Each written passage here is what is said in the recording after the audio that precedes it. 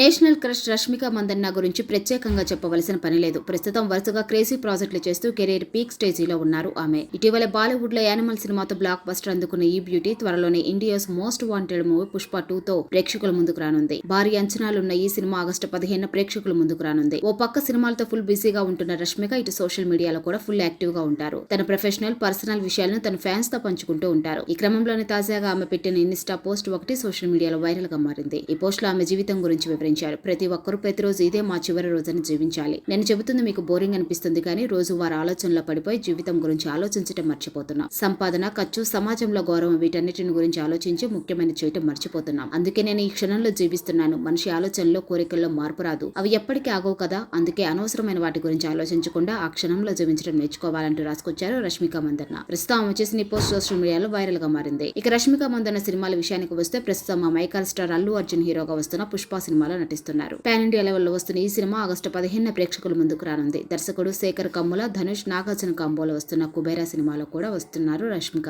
ఇక రాహుల్ రవీంద్ర తెరకెక్కిస్తున్న the girlfriend అనే సినిమాలో కూడా నటిస్తున్నారు. ఇవే కాకుండా మరో 2 బాలీవుడ్ సినిమాల్లో కూడా నటిస్తున్నారు రష్మిక.